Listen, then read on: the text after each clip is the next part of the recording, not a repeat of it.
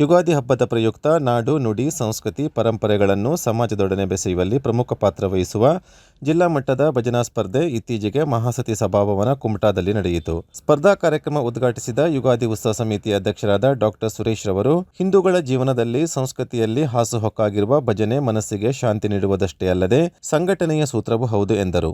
ಉಪಸ್ಥಿತರಿದ್ದ ಉತ್ಸವ ಸಮಿತಿಯ ಸಂಚಾಲಕರಾದ ಮುರಳೀಧರ್ ಪ್ರಭುರವರು, ಭಗವಂತನನ್ನು ಭಕ್ತಿಯಿಂದ ಒಲಿಸುವ ಮಾರ್ಗವೆಂದರೆ ಅದು ಭಜನೆ. ಮುಖ್ಯವಾಗಿ ಯುವಜನಾಂಗಕ್ಕೆ ಸನಾತನ ಪರಂಪರೆಗಳನ್ನು ಮುಂದುವರಿಸುವ ಜವಾಬ್ದಾರಿ ಇದೆ. ಎಲ್ಲರೂ ಕೈ ಜೋಡಿಸೋಣ ಎಂದರು. ಯುಗಾದಿ ಉತ್ಸವ ಸಮಿತಿಯ ಎಂಟಿ ಗೌಡ ಸ್ವಾಗತಿಸಿದರು.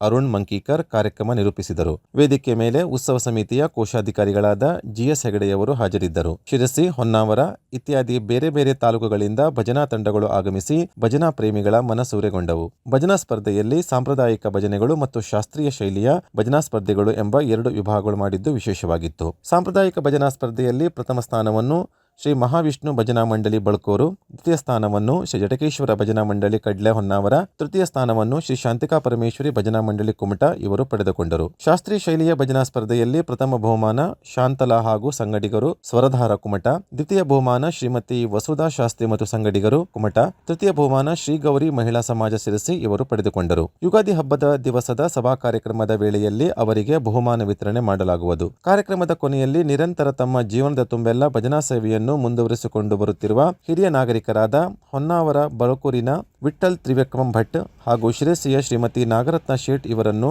ಅವರ ನಿರಂತರ ಭಜನಾ ಸೇವೆಯನ್ನು ಸ್ಮರಿಸಿ ಸನ್ಮಾನಿಸಲಾಯಿತು. ಭಜನಾ ಸ್ಪರ್ಧಾ ನಿರ್ಣಾಯಕರಾಗಿ ಶ್ರೀಮತಿ ತಾರಾ ಭಟ್ ಹೊನ್ನಾವರ್, ಶ್ರೀ ಸುಧೀರ್ ಸುರೇಶ್ ನಾಯಕ್ ಬೆಂಗ್ರೆ ಸಿದ್ದಾಪುರ, ಶ್ರೀ ಕೃಷ್ಣಮೂರ್ತಿ ಗುನಗ ಅಂಕೋಲಾ ಇವರು ಆಗಮಿಸಿದ್ದರು.